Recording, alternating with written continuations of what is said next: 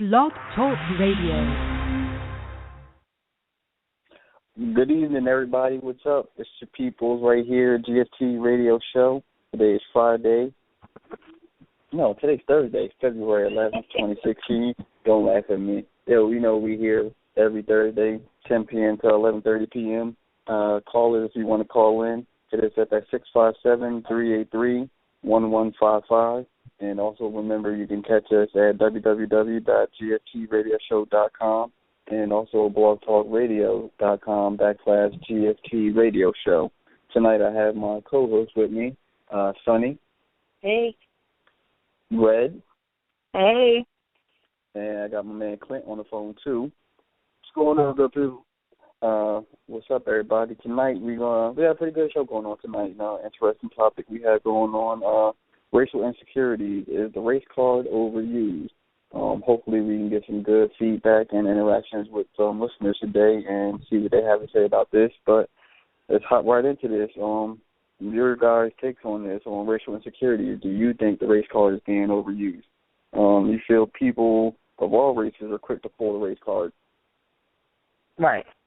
I mean, I do. I think that it's either when it comes to blacks sometimes, for instance, with the, plethora of different police shootings that's been happening, even the ones that you could see you see the video footage or even ones that we don't see the footage. I just, based off of some of the footage that I've seen, know that every cop shooting was not race-related. Some of those instances were a situation where if it was me and I was the cop and I was in that position, I probably would have done the same thing because I'm seeing people who are a threat to these officers. So I'm not talking about the ones that were racially motivated. Let me just be clear about that. But the ones that I have seen that were clearly not, we already begin to hear, oh, he's black, he's white, this one's white, that one's black, and I think a lot of times, especially with, or maybe because there were so many police shootings that were racially motivated, it began to have people immediately say, oh, because he's black, that's why he got shot, even if it had nothing to do with it. And I think even, whites, they do the exact same thing. We were all talking about the Beyonce Super Bowl thing, which we'll get into later, but just to touch on a little bit, to hear, white women say things like, oh, she should be for everybody. Why would she just only have a discussion about black women or black men? And it's like, well, she's black.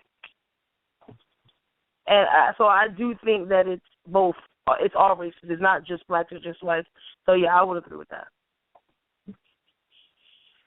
I definitely want to piggyback off of what Red said as far as with the police brutality and thing.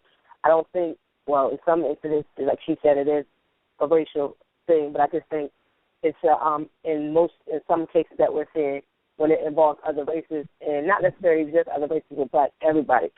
I think it's like almost power trip. It's not even that. It's just like a code. It's like, they shield themselves from other people, and they feel like they're superior. This is why it's happening more often, whether it's somebody black, Latino, white, it doesn't matter. It's just, at this point, I just feel like sometimes it's not a race thing. It's just they're basically taking, people get when they get in positions of power, they go off the deep end and they just think they can't be touched. So I think that this is what a lot of these situations are happening, where it's somebody that just feels like they have the right to it, and because they are police officers, they're basically stepping over and crossing the line and saying, oh, well, it was a justified shooting, or I felt threatened, because that's what you have to feel. You have to feel threatened for your life to respond in such a final force. But I just think that when it involves black people, like King said, people take it out of context and say, oh, it's a race thing. It's not necessarily in all cases a race. Some situations it is a race thing, but some situations it's not. It's just somebody that's in a blue uniform or a police uniform, and they're taking and they're abusing their power. And they say, oh, well, I'm protected because I felt if I say this, then, I'm okay. But that's just what with that type of situation. But then we can go to some other situations where people think it's race related, and it's not necessarily race related. It's just it so happened to be a white person killing a black person, not necessarily saying it was thing like that. Even with the if you want to take it back to where Trayvon Martin and Zimmerman, I don't think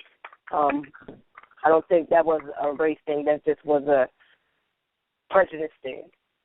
It wasn't like he said, I'm going to kill this black kid. I'm pretty sure he could have killed 3 of that kids. I don't think that his behavior and what he did was right, but I don't think it was solely based off of Trayvon Martin's race. I just think that he did something that he shouldn't have done, and he took his power and,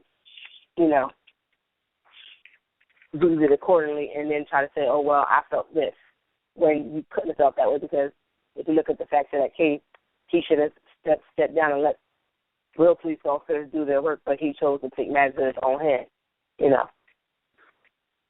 Now, me, I'm gonna say this. It all depends on the situation. Necessarily think that that people are quick to pull the race card. I'm gonna speak from experience. Now, if I get pulled over by the police, and I've been pulled over plenty of times, I'm not gonna say that they pulled me over because I'm black. I'm going to say that they pulled me over because I was doing something that I probably shouldn't have been doing, and that's why they pulled me over. There's been plenty of times I get pulled over for speeding. I got pulled over for smoking in my car one time, and the cop pulled me over, and I was smoking a black, and he told me that he smelled weed in the car.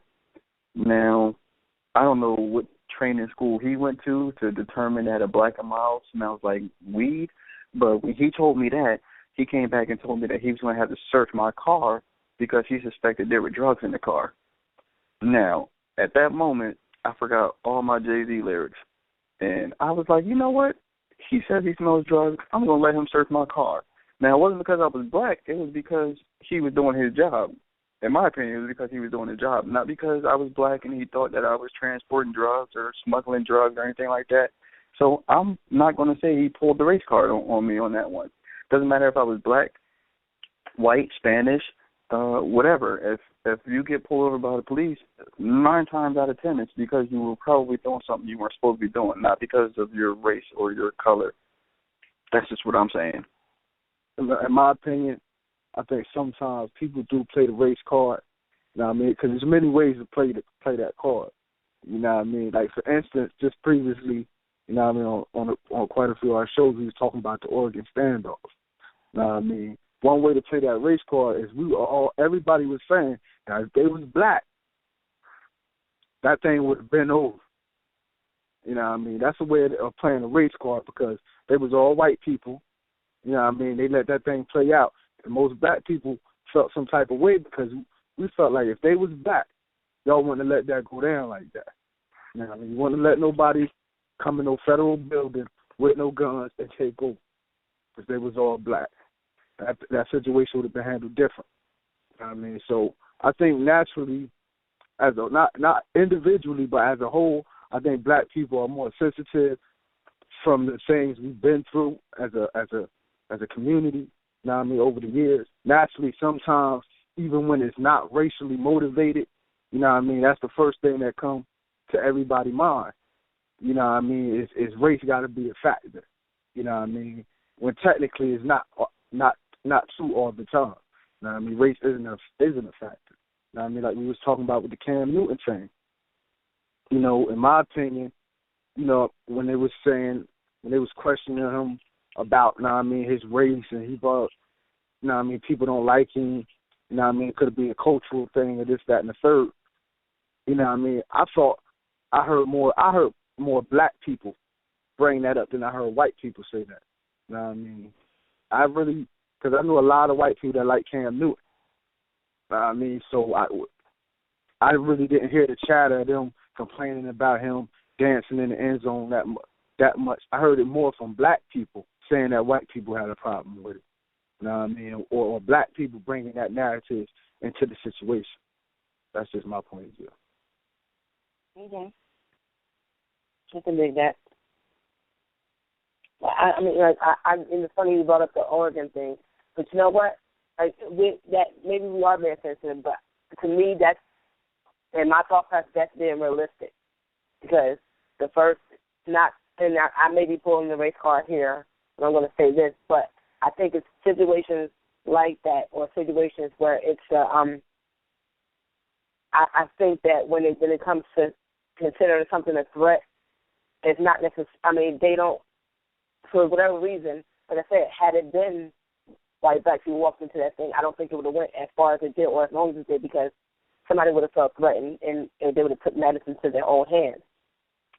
And that maybe call it on the race card, but they let the people walk in and say, "Oh, we're here for this," and nobody felt threatened, nobody felt any type of way, even though they had guns. They didn't. They felt at ease, or not like up in arms like they would if anybody of any other race, whether it was black, anybody that looked Muslim, or anybody that thought was like a part of the Taliban or whatever. They would have felt a little bit more nervous and would have been felt more threatened, and therefore it wouldn't have went as far as long as it did with the white people that walked in there with guns and held that place up for as long as they did. Like I said, maybe you're right. Maybe that's me pulling the race card and me feeling that way, or being sensitive to say that's how I feel. But to me, that's being realistic and honest from my standpoint. You know. Yeah, I agree. And it's something about color that makes you feel threatened. Like even when you walk outside, if you walk outside at nighttime and you're walking through the streets of Trenton, if you see a couple of white people just standing around, you're not going to feel threatened. Now, if you walk, that's me being black. But now, if I walk outside and it's a bunch of black dudes standing on the corner and I'm trying to walk in the middle of the night, I'm going to feel threatened. And that's my own race. So, you know, it's kind of like we don't want them to feel threatened, but we feel threatened too. So it's like, you know, it's like a double standard. So what do you think about people being sensitive to, like, say you run into a white dude, and I mean, he pro-white, like, he don't necessarily dislike other races, you know what I mean, he just loves his race, you know what I mean, he pro-white, and he celebrates it, you know what I mean. I think a lot of people have issues with that, you know what I mean, just like how white people have issues with people being pro-black, you know what I mean. I think it's some sensitivities there as to where when a white person do it, it seems to be racist. But black people, when we do it, we don't look at it as racist. You see what I'm saying? Yeah, but that's not like I mean with anything, it's different if you walk around here with a swastika than you're racist. But if you just normally saying I'm white power, but see, I don't know, because then like you said, when you hear white power, it's like you think of a swastika and you know. Think of the Klan and stuff like that. You think of stuff like that. Now, even same thing reverse. If you say black power, they think of black. We about to come in here with some militant and shoot people up, and we hate white people. No, I'm embracing, like I said, I have a shirt that says I love being black, because I love being black. I love who I am. That doesn't mean I hate anybody else. I just love who I am. I love my culture. I love my heritage. So I'm going to celebrate that. But I'm celebrating it without. But see, like I said, it's like a catch-22, because when you hear white power, I'm gonna be like, if I hear somebody say white power, I might be like, what? Yeah, I don't know about that. Like, I might feel a little uneasy, because that's what, I mean, you got to look at it from the standpoint of people who grew up with this, so it's been embedded in our life. Like, it's been slavery, it's been just so much things. And so when you hear something like white power, you're going to be like, oh, what?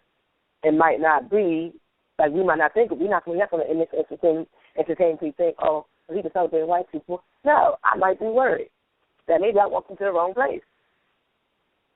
You know, and same way if a white person walks into a group of black people and they saying black power, they might feel nervous.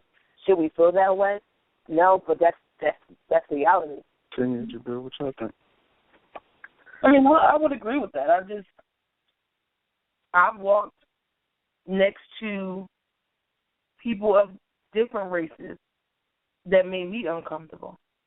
I don't necessarily have an issue with someone of another race saying that they were uncomfortable when someone black walked by, because if they look threatening, I can understand it. But not just blacks, because I've seen, like I said, other races who look threatening to me as well. And, I mean, I've seen women out like that. I've seen men like that. So it's not even just black men or men of different races. A lot of times it's females too. There's something about them that just looks threatening to me. Sometimes it's a overly sensitive issue with. I'd say in my experience, I've heard a lot with white women that are uncomfortable with blacks. But like Sarita said, it's when you're taught these things and they become, your norm of, don't trust them, or the media that's constantly portraying us as animals. Of course, you see somebody with a hoodie, somebody with a scully, somebody with pants that are sagging or whatever, like, oh, there's one of them, because that's what they see all the time. So I think yes, sometimes it is overly sensitive, other times it's absolutely justified. I agree with that. Now, I'm going to speak on more than just race, but religion also. I grew up, I'd say maybe like the first 16 years of my life in a Muslim household. My father was a Muslim. My mother was a Muslim before she converted and went back to being a Christian. But my whole upbringing as a child into my teenage years was being a Muslim. My dad followed the religion faithfully. And I see nowadays a lot of my friends on Twitter, Facebook, all the social media are portraying Muslims to be evil people. And once I come out and tell them, like, okay, I hate all Muslims because of what's been happening in the world, I'm just like, well, little do you know, yes, I am a Muslim. I might not be a practicing Muslim, like, to the fullest. Like, I don't go to the mosque. I don't make salat 5 times a day. But, yes, I grew up as a Muslim. In my household, that's what we were taught. That's what the religion we were brought up as. And I see people who make judgments, stereotypes, things like that based on one group of extreme Muslims and group everybody like that. Now, I can say I'm not happy with what's happening. Does that mean that these people aren't going to be friends or want to hang out with me or think that I'm going to wake up one morning and decide to strap a suicide bomb to myself and go kill everybody? No, that's not what's going to happen. But these people are basically grouping these people in the one whole area, and it kind of gets to me sometimes. Once I tell them and explain to them, like, hey, I'm not one of these bad people that you're portraying everybody out to be, so does your opinion that you're stating is kind of affecting me also. And I have to sit and explain this to some people sometimes, and sometimes they get it, sometimes they don't. But, hey, I mean, I can't change everybody.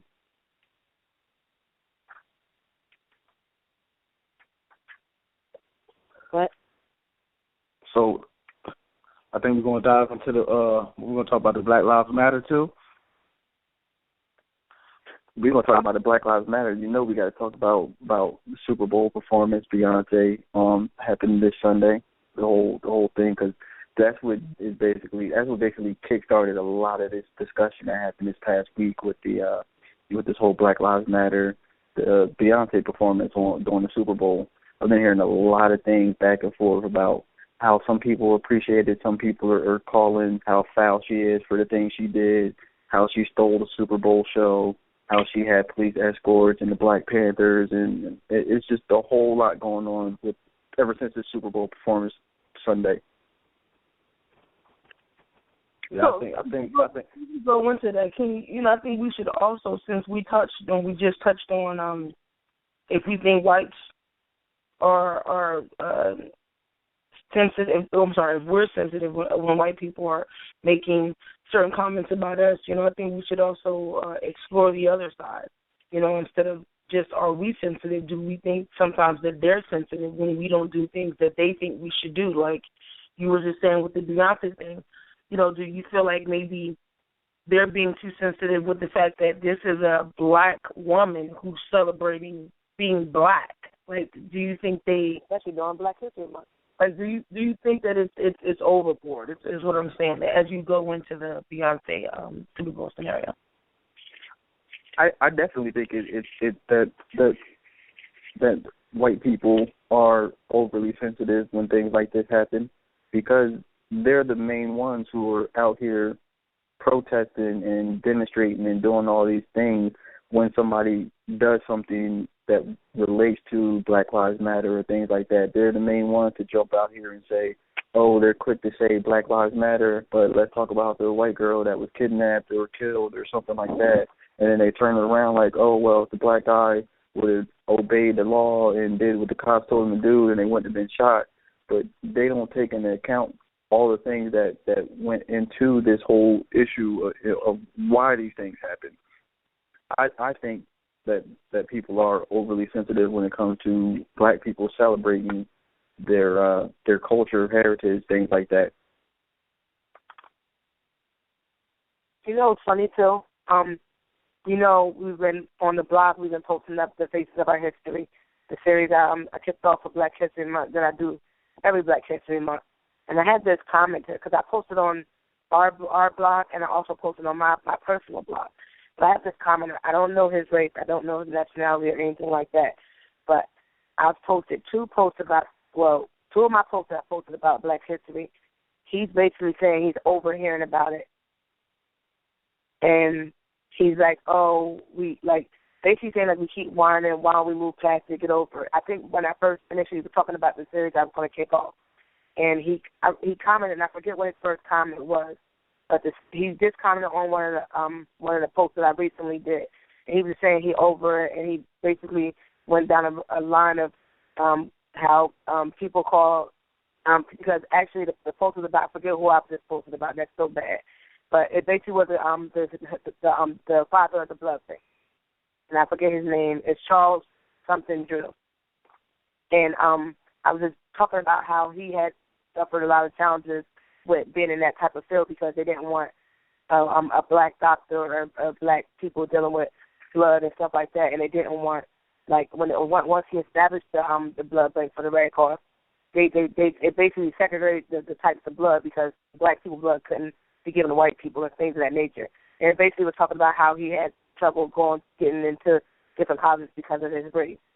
And he got frequently called names and misnamed stuff like that. So the guy's comment was like, oh, well, white people were called greasers, Spanish people were called sticks, and blah, blah, blah. Why don't you black people or why don't y'all just get over it?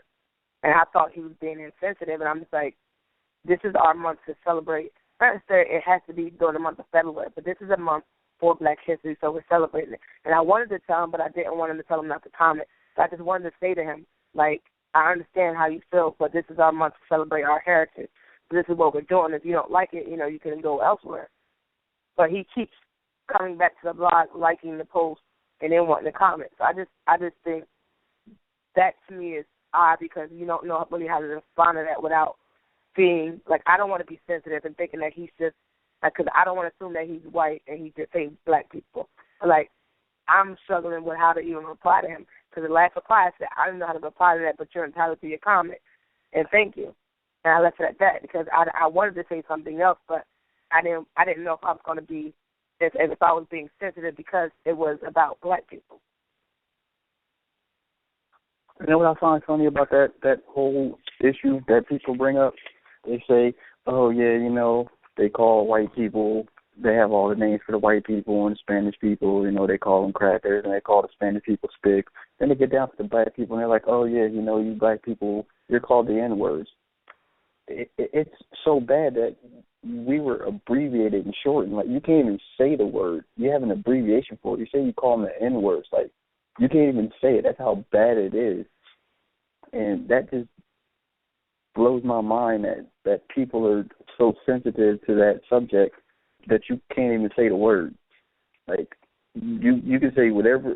You go on the radio, you go on a TV show, anywhere you want to go, and you can call anybody you want to, whatever you want to. But when it comes to black people, they're, oh, those N-words. It's funny that you can't say the word, but we're being too sensitive to that whole situation. Wait a minute, Jabril, I'm confused. What? Say that again? Okay, you can go on the radio and they have all they know that they'll call Spanish people sticks and they'll call white people crackers. But when it comes to black people, you can't even say the word nigga. You can't say it on the radio. You can't say it on TV. You can't say it in the media.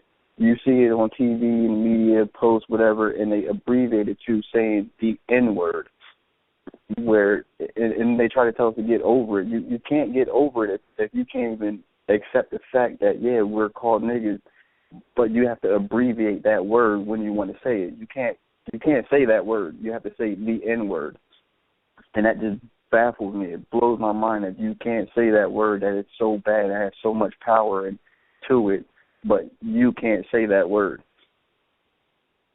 But people are saying that we're being too sensitive about the whole situation. I just don't believe that you're being sensitive to the situation if you can't even properly or appropriately say what you want to say, that you have to abbreviate it and break it down to saying the N-word. Oh, okay. Yeah, I was a little bit caught up in that one, too. Wait, what? but that's what it comes down to, though. But it's crazy because you like, I don't like, and I'm not here. Like, I don't. This is what I would like people to understand. Okay, a lot of different races suffered a lot of different things.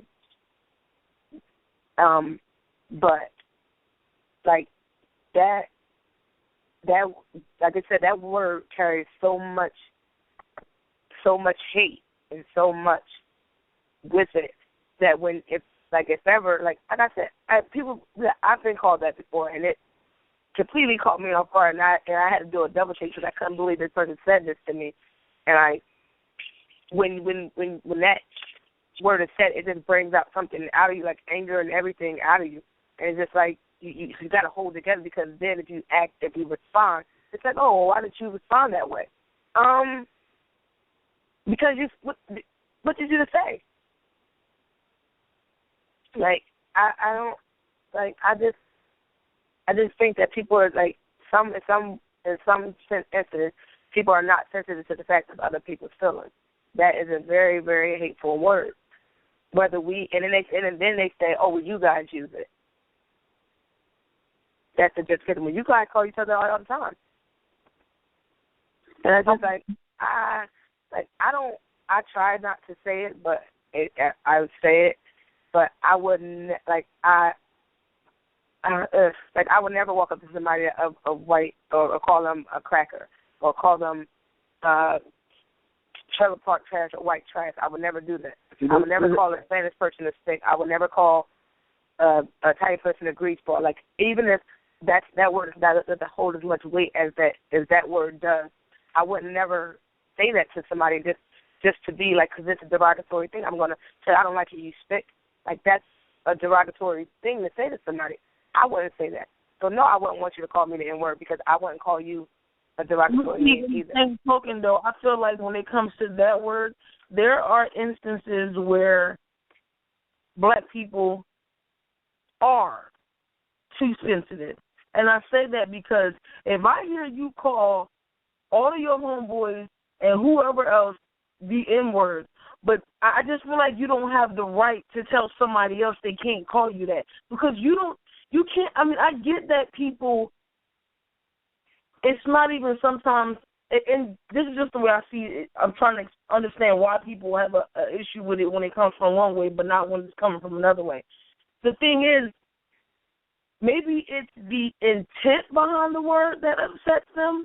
And it's like, if a white person says it and they're not cool with them, oh, he's a racist.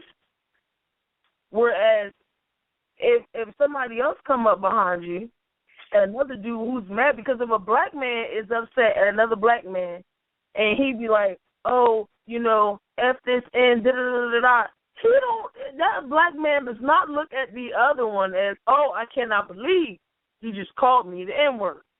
Yeah. But if it's somebody from another race and they say it and they're angry, then they're racist. So I don't know if it's because, well, he's black, so he can't talk in a racist I wouldn't categorize somebody that called me that. But the weird part about it is, like, if you're going to not like the use of that word because of the history behind it, then you shouldn't be using it yourself to anybody, if that's the reason you don't like it. I don't get that. I don't like the word. I don't like it used around me. I don't use it. I don't understand it. I don't like it because of where it derived from. If it's Nigge, it all depends on Nigga. Now I mean how somebody. I'm not saying how they say, not the letter. I'm talking about the meaning behind it. Now I mean it's one way that when you're talking amongst your friends and you're using the word. Now I mean, but when somebody's saying it in a hurtful manner, you know the difference. But why? You know the difference. Amongst your friends. It's different. I mean, it is what it is. You feel me? How? It's been like that for what? Excuse me? How? How what? How is it different? It's a different feeling behind it. It's a different. It's just like, now I mean, when you call it your friend stupid, like you stupid. Now I mean, you ain't meaning to be hurtful around it, but when you have an argument with somebody, like, man, you stupid. That's a different meaning. Now I mean, you'll feel some type of way. When a female call a girl a B and then somebody call her a B. Yeah, you feel me? So it's a wholly different context. You know what I mean? It's context. Everything got to be taken in context. You feel me? It ain't just black and white. You feel me? It has to be taken in context. You have to look at it from all angles. So, you know what I mean? It's like I said, I just look at it like, if I'm not going to call a Spanish person a sick, I'm not going to call a white person a cracker. Like when I'm mad at them, you fucking cracker, I'm not going to say that to you. So if I say that's just as hurtful as you calling me an N-word. If I say that's me being hurtful and spiteful and wanting to hurt you, I'm not going to do that. I've never done that in 32 years in my life. I've never. But see, here's what I wanted to say. It's a double standard. We do hold a double standard. Because even if we don't say cracker, this, that, and the third, like if we say we listen to a comedian or whatever, you know what I mean? A comedian to get up there and say, a black comedian, get up there and say cracker 1,000 times, and want nobody feel, no black person in the audience feel uncomfortable or nothing, or whoever listens, be like, yo, why he saying cracker like that? I mean, like, that's foul. He shouldn't be saying that. But let a white comedian get up there, now I mean, and you.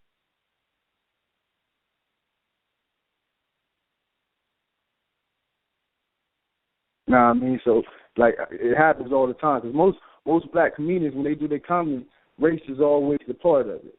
You feel me? Now I mean, they always talking about the white people, this, that, and the third. Now I mean, and we don't feel no type of way. It's just like all laughs and jokes. But if a white comedian does the same thing and the same laughs and jokes, you take it a different way. You take it a different way. But we're not the only race that calls people. I mean, I work with a lot of people that are Caucasian, and you'll get like another person, a white person, come up and they're just like not put together, or as we would say, ghetto. They will call them trash, like you know, and it's not like like I've witnessed it, or like even my neighbor, like she'll get into a shouting match with whoever's at her house. She's like, you effing white trash, and like she goes to like everything, and like you see it, like it's not just black people doing it to themselves. It's white people. Like, if I sat there and called her a cracker, I'm pretty sure she'd be mad. Like, if she ever made me mad, I'd say, you cracker. She might be upset. Just as upset as I would be if she called me the N-word. But I can walk outside my door, hear her having a full-blown argument with another white person, and she's calling them crackers, white trash, you know, and, you know, hillbilly, like, everything. And it might not seem like nothing to me, but it might hurt the person that she's talking to. So it's not just like black people, and even any race or any nationality, like it happens. They go against each other. So it's not just with black people doing that. Like, I'm pretty sure a Spanish person wouldn't like you calling them a stick, but they might get into argument with another Puerto Rican person or Cuban person or whatever the case may be, and call them a stick too, and they get pissed off about it. Like, I mean, it happens. I mean, it's just like Clint said, it's the context in which you use your words. And if you say something in a hurtful manner, it's going to hurt somebody. Like I said, I can't sit here and say that I don't call my friends in the N-word and this, that. Like, I don't use the actual term that they use back in the day. I use the adjusted term. That's what I'm going to call it, the adjusted term. I try not to. Like, I'd rather call you my B than to call you, you know, that word, but. And I do say it, but like I said, I won't sit there and outright call somebody a racial slur, act like it's all it's all fine and dandy. No, it's wrong. I would never do that to you because I would never want you to call me out of my name and, like, or call me that name in a hurtful manner. I wouldn't do it. Like, in that case, I wouldn't talk to you. I'll cuss you out, but I ain't going to call you no derogatory name. Yeah, because in the same way, if a black person call you a nigger in a certain way, it'll hurt your feelings too. You know what I mean? Like, it ain't just if a white person say it in a bad way. If a black person say it to you, you know what I mean? Like I said, it's all context. So, like, you know what? You just another dumb nigga out here. You know what I mean? No different from the rest of these dumb niggas. Like, hold on. Like, you going to start feeling some type of way. Like what you trying to say? Yeah, it was funny, too, because I was on the phone with my son's dad's father. He was in a store, and this guy walked in and said, "Hey, what's up, my niggas?" And the older guy that was with my son's father's dad, he's like, I ain't never been an in. He said, I'll be your brother all day, but I ain't never been no in. Hearing him correct him.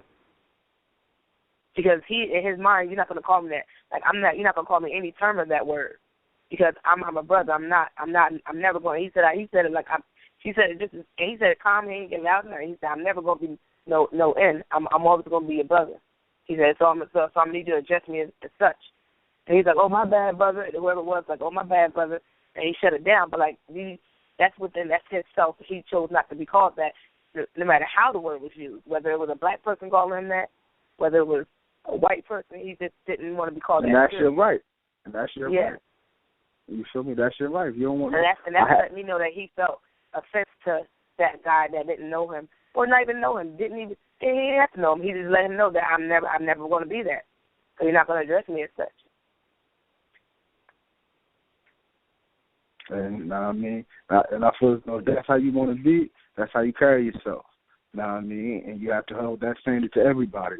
And that's basically what he did.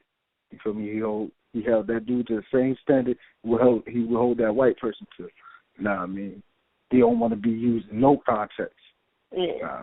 No context at all. So, I mean, I can dig that.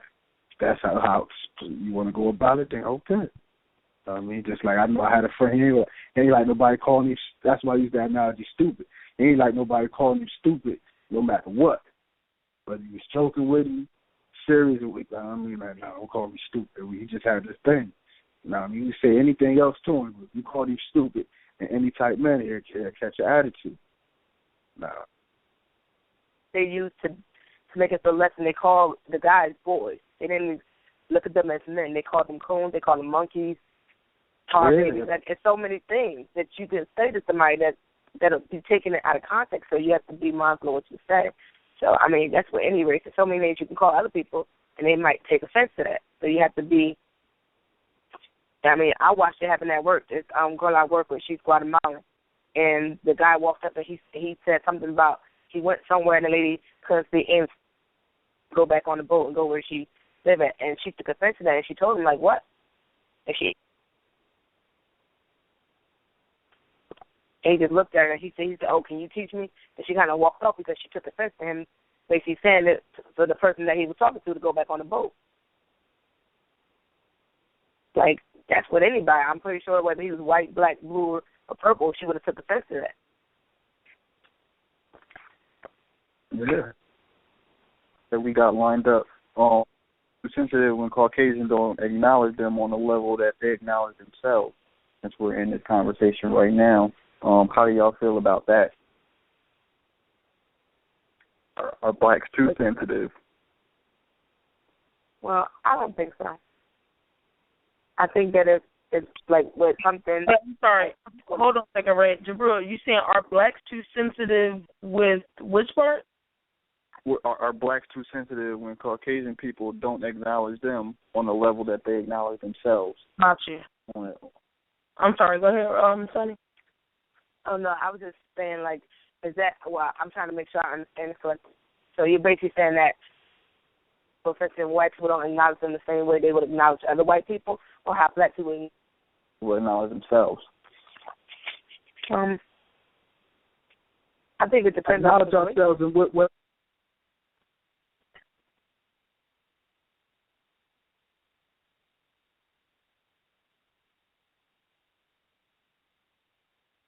Now, how do you think that black people are too sensitive? I mean, of course, the white people are out here telling everybody, oh, you use the word yourself, so we should be able to use it, or you get the white people white people that are offended when they hear black people use the word themselves.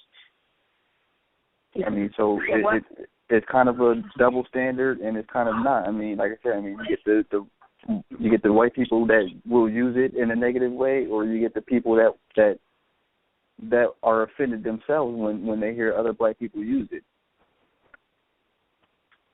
I don't see a positive way to use that word. So if I'm too sensitive because I don't like for anybody to use it, then so be it. But there's no double standard with me. I don't like the word period. Lost her. Like I don't see a positive way to use that. It's definitely not a positive way to use it. I mean, I hate when I hear people say, oh, we turned it into a term of endearment and we say it to each other because we love each other. No, we don't say it because we love each other. We say it because it's just, I don't know. It's not a term of endearment. Definitely not a term of endearment. So I hate when people say, oh, we turned it into something positive. No, it's stupid. Right. That's We just changed the spelling of it, though. That's not the Nigger version. I mean, it's the same thing. Same thing. Tomato, tomato. That's it. It's just somebody of a different race may be using it now. Or, like you said before, the context behind it may be different, but it's still the same. Hello? Somebody's having phone connection problems, but Clint, like you were saying, that's the fairy tale, that's the Hollywood, what everybody wants you to think is not real life. Like you can't go into a real life hood and think that that's how things are going to be. That's the Hollywood version that they want you to try to accept now and think that that's how it is. And nah, it doesn't happen like that. It's not real life. That happens in movies and scripts. They wrote it out like that for it to be like that, but that's not real life. And I think it just spread like wildfire. Then it got into pop culture. Like, people used it in the neighborhood or whatever, but then when you hear comedians on stage using it, making you laugh, then you start hearing it in your music, your movies and everything, and it just got to a point where it was being used so much it just became commonplace and actually accepted. Even though a lot of people in the black community don't like it or are offended by it, by the masses, it became accepted. That's why it was used so much, and that's why it's still used so much to this day. Even though you got a lot of people switching it, because now you get the thing bro. Everybody's bro now. Before it used to be, what up? What up, my nigga? Now it's more so, what up, bro? Now you hear that more. You hear that more than anything now. So you could tell it's changing. But we just got to accept the fact in the community that it got so ingrained. It ain't gonna happen overnight. It's just not gonna happen overnight. So we just going through away with the word. It's just just don't work like that. Now, like you say, it's changing now. I see a whole lot more like in the younger generation.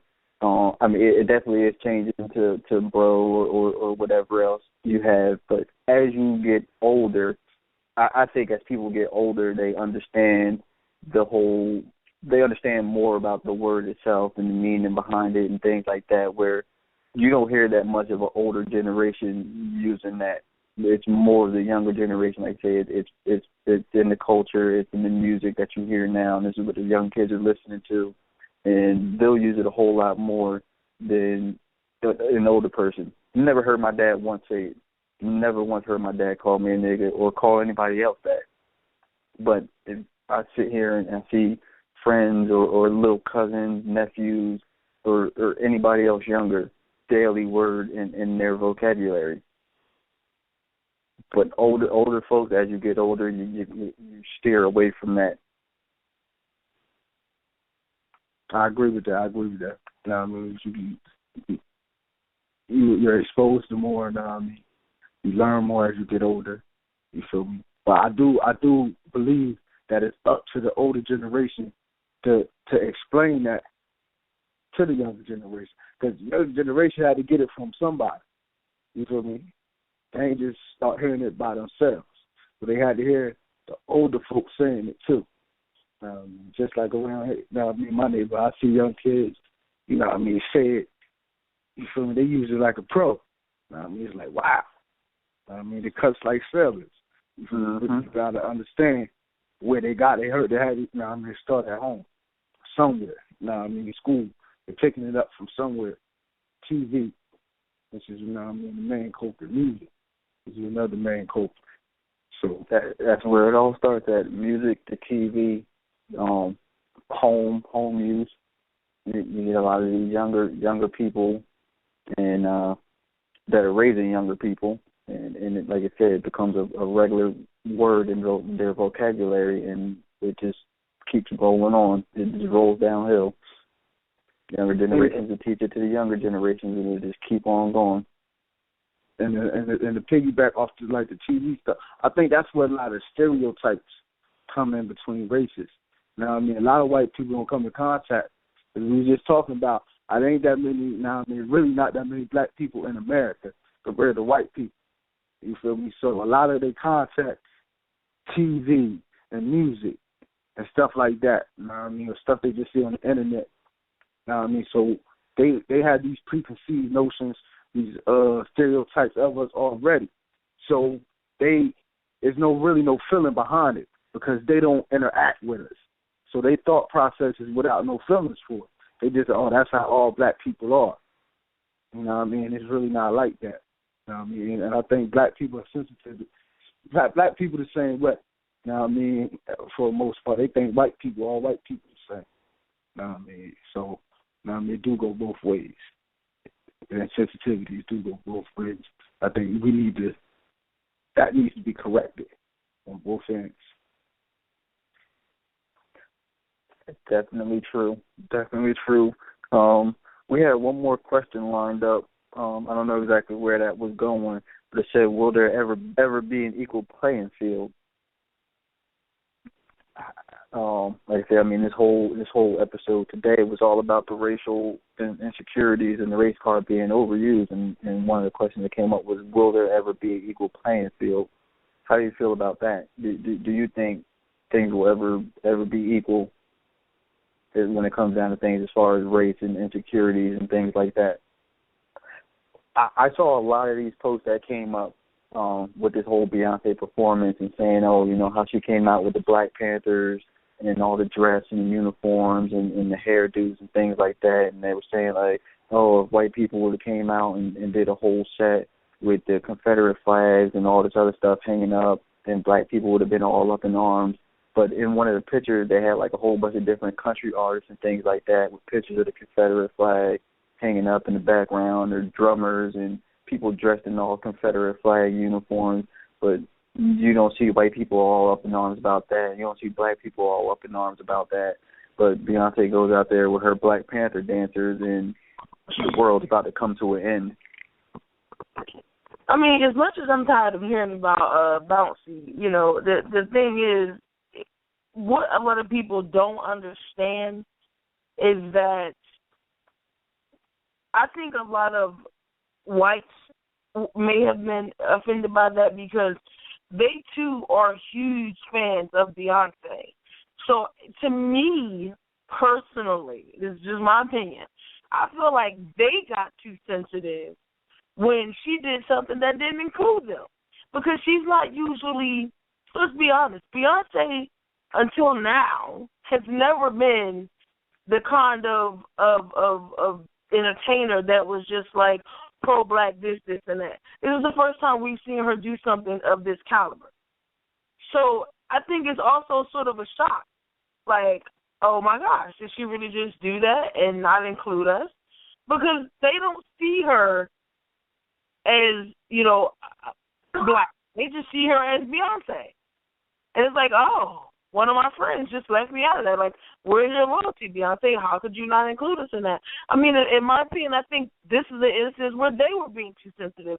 I mean, no one's telling you not, to celebrate who you are, as long as you're not intending to offend someone on purpose or be malicious about it. It's perfectly okay. You're not going to make everybody happy. It's just not possible. But if me being who I am makes you uncomfortable, the issue is yours. It's not mine.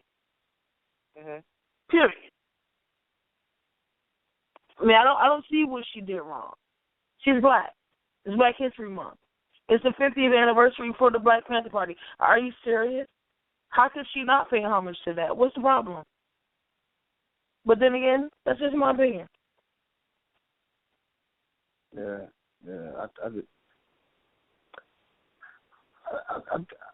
It's just BS to me, to be quite honest with you. You know what I mean? I think, you know what I mean, a lot of people just want stuff to complain about at the end of the day. You know what I mean? And she just gave people something to complain about, you know, because if you listen to, who was it, the mayor, former mayor of New York, Rudy Giuliani, he took it as a slap in the face to police officers. You know what I mean? He was like, you know what I mean, she disrespectful to all, you know what I mean, the police officers, because he took it like the Black Panthers say that the police, this, that, and the third. You know what I mean? So I think it gave people who wanted a platform just for something to complain about or to go against, she gave them some ammo. You know what I mean? She just gave them, that's all that situation provided them. You know what I mean? Something to complain about. You feel me? I don't think anything she would have did at that show, at the Super Bowl halftime show, they would have complained about. You know what I mean? So that's just how I look at it. I look at it like the Oscars. What was the Oscars all over again? They said we were complaining about how we weren't included. This is the flip. Mm-hmm. Y'all complaining because y'all wasn't included. It's like Kay said, it's Black History Month. It's the 50th anniversary of the Black Panthers. Beyonce is an African American.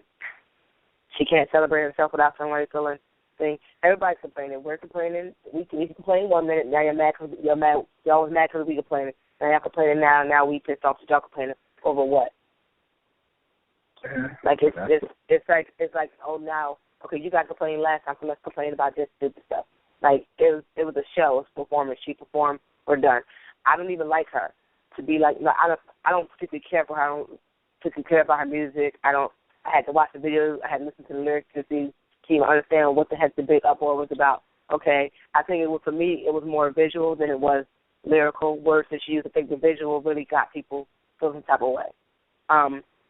And like King said, not everybody's going to agree with what everybody says, or not everybody's going to like everything you say. But you still, it's free speech. You're allowed to say what you want to say.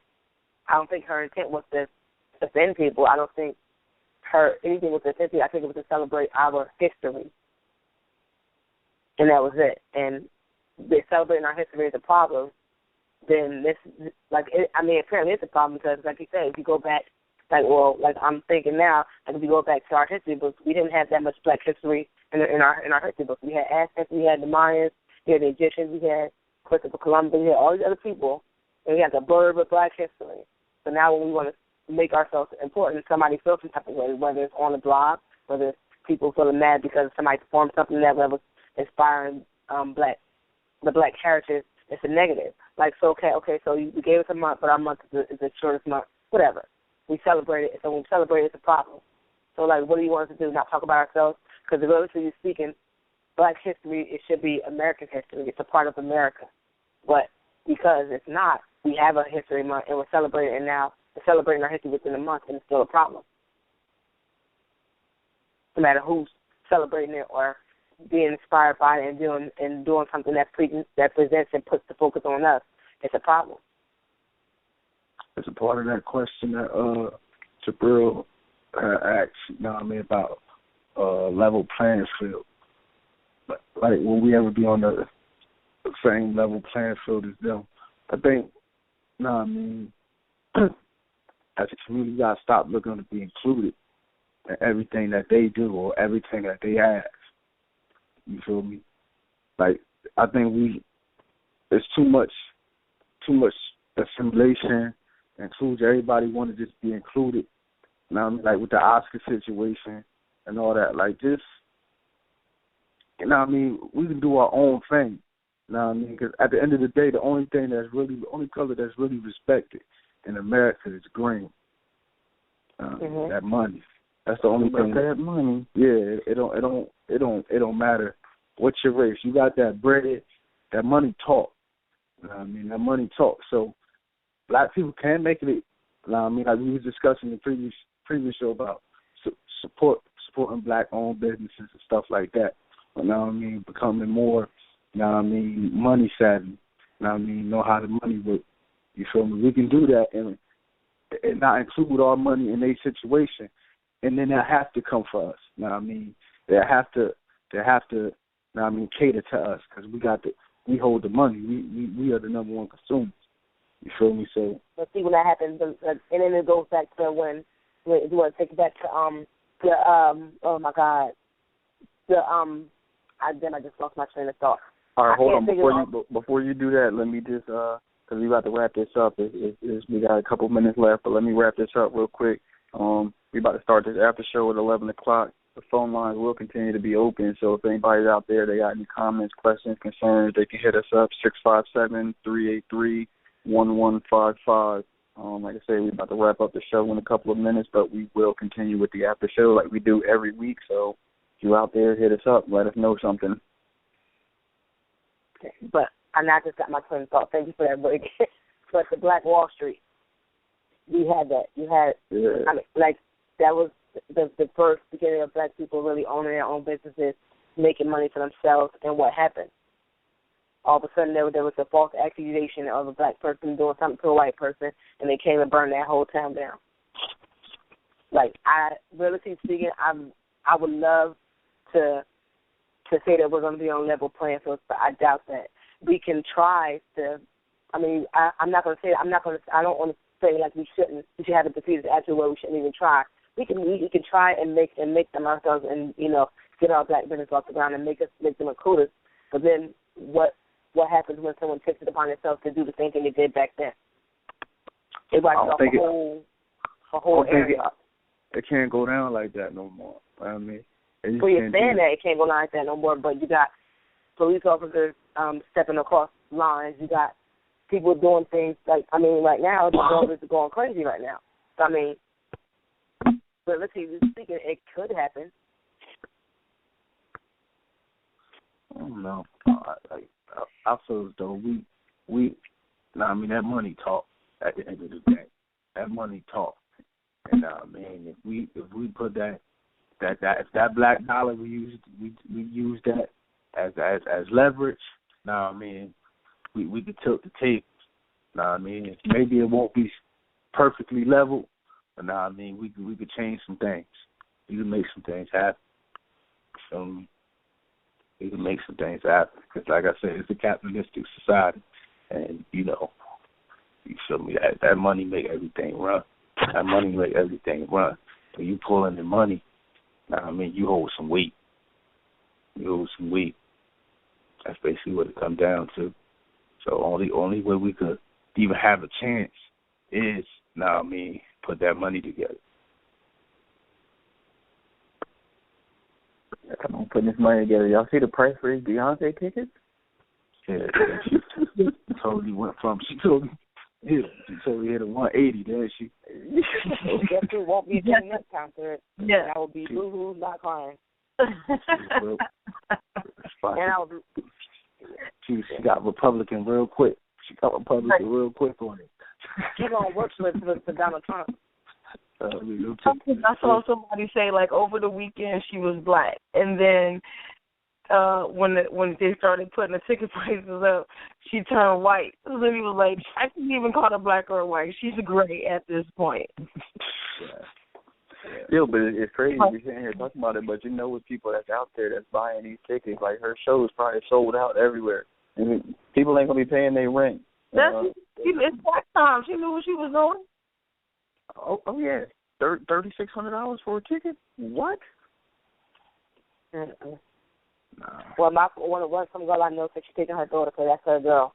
And I said, well, you better hopefully. I mean, because you live in Trenton, you don't own the house, so I don't see how you're going to her concert. But you do what you got. So then you got to go, you got to buy the ticket, and if you want to get good seats, you got to really buy tickets, and then you got to buy an outfit to go. You get your shirt, you got to be looking all fierce because she be slaying them. She slay it. What she kept saying? I slay it. So y'all got to slay it so the be on her level, and you're gonna be broke. Unless you get that income tax rolling, they might be able to get that off. It's this list going around. I just saw this post on Facebook of things that need to happen in order for me to pay this much money to see a Beyonce concert, and they got about 15 things that they need people to do. This list is crazy. Destiny's Child reunion. I'm not just talking about Michelle. I need Kelly, LaToya, Lativia, Nina, Nikki, Ronnie, Bobby, Ricky, and Mike. You know what? Jay-Z needs to show up and do his whole discography all the way back to where he had a busted gold grill. Really? Blue Ivy needs to come out and do the whole Doc McStuffins monologue, complete with Cicely Tyson realness. Yo. Oh, wow. No, but somebody was mad that somebody at my job was saying that they was mad that she put her daughter in the video. She shouldn't have put her daughter in the video. I mean, she put her daughter in plenty of videos. Why is it about, I was like, well, what? Why is it a problem? That's her daughter. She can do what she wants. I mean, she had that line in there about the baby heirs and the prayer and the afro. And apparently she Jay-Z a cheap date because he go to Applebee's. Nah, Red Lobster. She put him on her helicopter. I said, why am I listening to this? First of all, bro, I hate you because I didn't listen to the lyrics and I was so mad. And I was at work listening to it. Now, let me tell you the story. I'm at work listening to this, right? And my coworker gets spot. Oh, I love her. But I'm like, I don't. This is research. No, don't. I don't want to talk about her. It's a high five and giggle. I don't like her. This is just strictly research. And she was like, well, what's going on? Tomorrow laughed about it. Because she was dead serious. She was like, yes, that's my girl. And I'm like, no, stop right there. I don't like her. I don't listen to her music. This is strictly research. I'm going to call him and tell him I don't even understand why I listen to this crap. I honestly don't understand with the whole big, like, I can, there's some things I do listen to Beyonce every once in a while, but I don't get the whole, like, she's got these people going crazy over her, and I just don't understand why. Like, she's not in my opinion, not the hottest one out there. I just don't understand it. Her leotards and her butt pads and her fake pregnancy and her alleged birthing process. She's not even cute to me, though. She's I done got into so many arguments over this lady until like, oh, you the hater. I knew. You sounded like a real hater right now. No, I like her. I don't like Boy Mel. I don't like her. Boy Mayweather. I don't like Jay-Z. I don't like like a real hater right now. I don't like Kanye West. We can go to Kim Kardashian, Nicki Minaj, and go on this. I don't know why, because I don't like them. Oh my gosh! See, Kanye, the artist Kanye, I can deal with, but the person Kanye, I don't like Kanye. But the artist Kanye, like I can't sleep. He is talented when it comes to being an artist. But like I'm a little Kanye, the person. What's that? Wait, what I missed? Yeah, okay, he is. He is. But as an artist, he's talented. Yep. I agree. But back to my thing. I need to hear Clint say it again. Beyonce is not cute to me. I don't understand why these people go crazy, dudes go crazy, and put her in their top 5 and all this other stuff. Like she just doesn't do it for me. Not even a nudge down there. Nothing. Nah. Her butt pads don't do it for me. Well, you know, I mean, I'm a these teas and myself. I agree with you on that one. Yes, you feel me? You know what I mean? But I must say, Beyonce running number 2. You know what I mean? Beyonce running number 2. I know a lot of people don't, like her, but I look at it like this. You know what I mean? She's been in it for about 20 years. You feel me? Like, she literally been doing this for about 20 years. And each time out, she reinvented herself. Like, she's still moving. At some point, you gotta respect that. You feel me? Not too many people could have done that. You know what I mean? Janet like Jackson. Janet Jackson, dude. Yeah, but look, you can suggest who else? Janet, no, other people. It ain't just black people. It's a bunch of other people that do it. Those three chicks from 3LW. You know what? I'm gonna No, I mean, it's like Maya, Aaliyah. Maya about to drop an album. Maya is about to drop an album. If you think if Aaliyah was still out, do you think she'd be better than Beyonce? Well, I don't understand why you got to compare the two. Well, I'm just asking, like talent wise. I think right now would have been like she would have been good like in the past couple of years, and now would have been her time to like kind of like slowly, quietly fade out and let the next generation come in and kind of take things over. But she definitely would have been up there. Like, her talent was there. She would have been the next big one. But I mean, you gotta bow out and let the new ones come in and take over. So she would have had her time to rule. She definitely would have been one of those ones who were up there. But as time went on, it would have been time for her to, like, you know, just quietly let somebody else take over. Yeah, I love the did too. I mean, she would have shined regardless. It don't matter who was out, what era. I mean, she would have shined regardless. I don't think. I mean, it ain't even about comparing. I don't like comparing. I mean, I like them. I mean, they could all both stand on their own too. You feel me? I think they both would have survived. They both would have shined. But back to naming other people, SWV, 702. And ain't none of them. Ain't none of them plans that. They name a 702 song. Where my girls at? Hey, he's my father. Yeah, they kind of fell off after a while. That was a song right there, though. That was that song. And Black was 808, but I'm just like, but they wasn't all that in the bag of chips though. But you know, I don't know. Like I just don't. I can't get with. Like me, maybe not like her. Well, Beyonce per se is when she tried to show me she was pregnant and she wasn't. And when she carried that fake pregnancy. And, what? Like, I'm not even going to.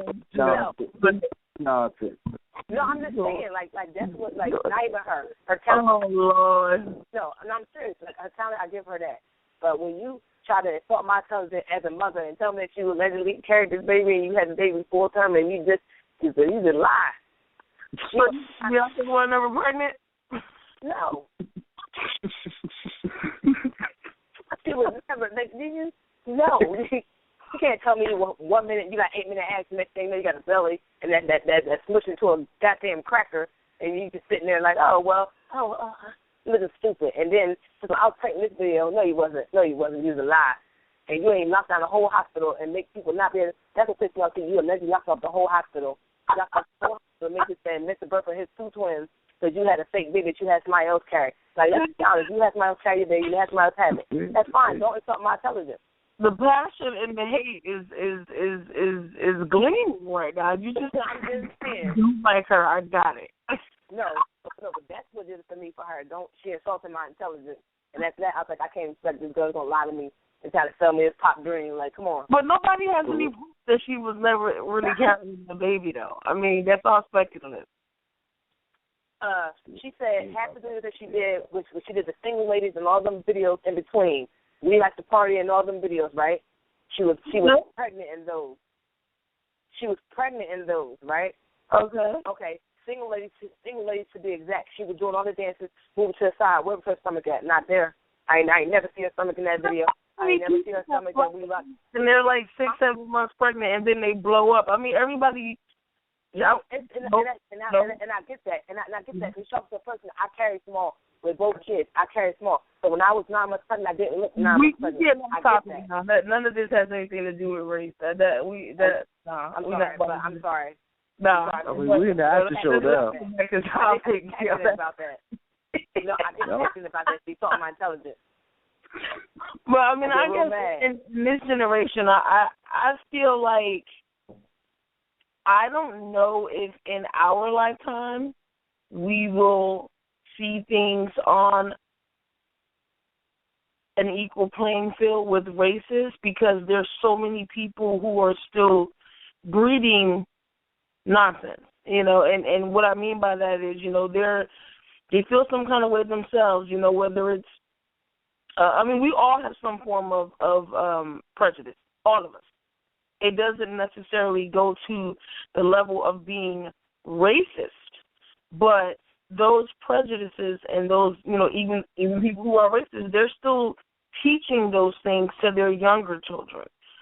So, I think now you think more of our children are our future, where it's now in the literal sense that they are. But until some of them, and this generation behind us, well, not behind us, they're a little off, the ones behind them, they're extremely smart. They're growing up in an era where everything is smartphone this and FaceTime that and touchscreen this, and that. So they have the necessary resources. I just hope that they're able to put these things to good use, because the generation that is behind us now, they doing too much with drugs and all kinds of other things to do anything significant. Not all, but too much of them. So I don't know. I don't know if we in our lifetimes will ever see some equality to the level that we're hoping to.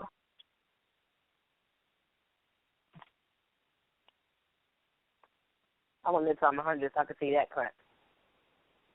And then I can die. Let me see it and then let me die right after. No, that's bad. I'm sorry. We're still there. Did we lose them on the feed? Who? No, they're here. They're just quiet. No, I'm here. Tweeting as always. Yeah, but I had a question to ask you guys. Like, how do you feel about do you feel that affirmative action still needs to be present? I don't think. Well, you're talking about like in the workplace? Yeah, do you feel like this has to be still implemented? I don't think so. It doesn't matter what color you are, who you are. It's showing your qualifications. If you can do the job, then you should get the job. Doesn't matter if it's black, white, Spanish, Italian, Indian, Native American. Check the box. No, it really shouldn't matter. If I'm in charge of hiring somebody, I don't care who they are or what they are. If they're qualified to do the job, then they're going to get the job. I'm not going to hire them because the state said I have to have a certain amount of black people in the office or a certain amount of Spanish people. That's crazy to me. If you can qualify to do the job and you're more qualified than the other guy or the other lady, doesn't matter. Whoever's more qualified to do the job is the one that gets it. Whether it's a female, a male, a black dude, a white guy, a black woman, it really doesn't matter to me. Yeah, I agree. Best person get the job. I hate the fact that when you fill out applications now, they ask that question on the application, and to me, it kind of makes me feel like, if I don't check the right box, they're not gonna hire me. Or if they see that I'm a black male, then they're like, no, we already met our quota for black people. We don't need any more. So now we're just going to pass over this one. But sometimes it happens though. Can tell your race. Sometimes they go off the name. It sounds like it's a different name. You can tell what their race. Some people believe like if they see Tyrone, they're more likely to expect a black person than they are to expect anybody of any other race. Or if you see, like Sarah, there's black people named Sarah, but if you see Sarah, you might think if they don't check that box, it might be a white person walking through the door, and it might just be a black person. Or it'll pick somebody of another race. So, I don't know. I don't like checking those boxes either, because then what if you're mixed up? What if you're going to check other? There's a category for that. There's a category for that. Just like you say, like, are you black? Do you have you can be black, African American, you can be black with no Hispanic or no Hispanic, you can be black with Hispanic, you can be other it's just like too many choices to choose from nowadays. It's crazy. I don't like it. I'm gonna check off all the boxes at my next application. I'm gonna just check off all that shit. Yeah. And then I'm gonna check off the one that I don't speak Spanish. Like, I just check everything off there. Asian American, white, I'm gonna take them all off. Like, you don't know what I am. I'm light-skinned. I could be a bunch of shit. You don't know. I'm childish. I think we had a good show tonight, people. Yeah, we still got about 15 minutes left in the show, so we got open lines. The line's still open. They still hit us up on Twitter, hit us up on Facebook. And I've been tweeting all show, just trying to get some responses. But like I said, we got another 15 minutes left. Definitely was a good show though. Had some good discussions, good topics. Yeah. I got to shout out Kenya for coming up with these agendas that she comes up with for us. Yes. Definitely a good look. Keeps us in order, keeps us in line of how the show flows. Definitely. That's the agenda queen. She's like the agenda master. Yeah, when she could master Twitter now, we'll be 100% complete. But we ain't going to talk about that right now. So y'all, he's throwing out shade and then like, I ain't going to be completely shady, but I'm going to throw a little shade, cast a little shade over yonder. Because you trying to come at me. See, the people don't hear the phone calls that go on. Bob just told me tonight that I have to add something else.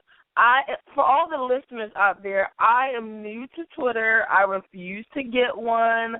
I got one this year because of the show, so I can be a team player and promote the show. However, outside of today, the only other day I tweeted was the day I opened the account like 2 weeks ago. I don't know anything about Twitter. It's just weird to me. Yeah, it took her a whole 2 weeks to follow me on Twitter. Yo, I woke up this morning and saw that she had followed me. Yo, I damn near had a party. I was like, oh, shoot, can you follow me? You guys have to follow Kenya at Red 2B's Raven 609 and talk to her about tweeting. She may not respond immediately, but at some point. Yeah, she'll respond. Make sure she's going to respond. Yeah. You just gotta look at it. And if she don't respond directly to you, just check her feed. And maybe in there she just didn't know how to tag you. Yeah. Whenever you see that she tags you, look at the tweet before. If she's gonna tag you, she's gonna put your name. Don't go to that tweet. Go to the tweet before. No, I mean, that message is Y'all really like careful. No, I'd like to pray for Kenya that she learned Twitter swiftly. She can take a Twitter tutorial and learn the ins and outs of Twitter. Just the simple ones, Lord. I'm going to ask you that, and all these things. First of all, my New Year's resolution from you guys was for me to get one. Now y'all going to add to it? Really? Baby steps, people. Baby steps. Hold on. You going to interrupt my prayer for you? In Jesus' name. Amen. Amen. Not a prayer. I said, Lord, I'm asking you. That started off as a prayer. No. Lord, I'm asking you to help Kenya learn her Twitter. I ask these things in all good favor. In Jesus' precious name, amen. That's a prayer. Amen. Amen. You don't get it done. Jesus got it. There's no about got it. Jesus got it. He's going to make you learn Twitter. You not on Twitter? You don't tweet. Jesus might do that, so you never know. It was a Jesus on and skating in Philadelphia Love Park on the ice skate. Anybody? It was a Jesus. It was a Jesus. He was hanging out with everybody and everything, taking pictures and all. No, see. Now you better at Jesus on Twitter. I bet he follow you back. You got to be right downstairs. I am. I'm going first class tickets. I'm driving the bus right down there. Who's going with me? That's really good show tonight. Thanks to everybody who tuned in tonight. We'll actually be back next week, same time. That's Thursday the 18th, 10 o'clock. We will be back here again.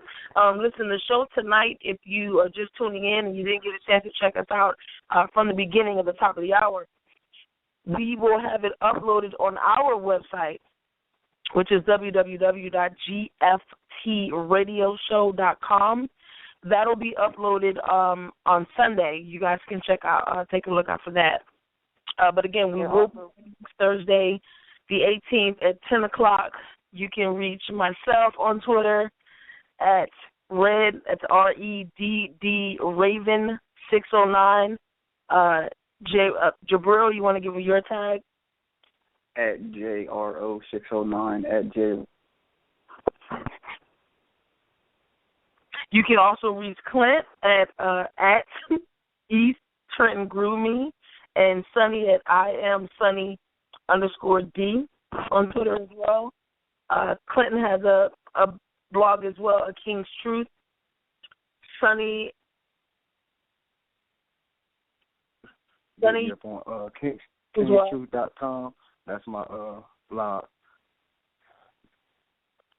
And I'm Sunny. I am Sunny_D on Twitter. You can also hit me up on my personal blog, unreservedlyme.wordpress.com. And definitely like our Facebook page, GFT Radio Show. No, radio. It's not radio show. It's radio. Also, if you want to listen to tonight's show and you got some time tonight or any night before this upload to YouTube on Sunday and onto our blog website, you can also log on to blogtalkradio.com/GFT Radio Show and listen to it there. Download it, put it on your iTunes. Check us out and let us know. Subscribe to the YouTube channel. Yes, and that's GFT Radio. Yep. Subscribe to the YouTube channel so you get the as soon as the show uploaded, you get the alert. Well, thank you guys for listening tonight. Good night. Indeed. Good night, everybody. All right.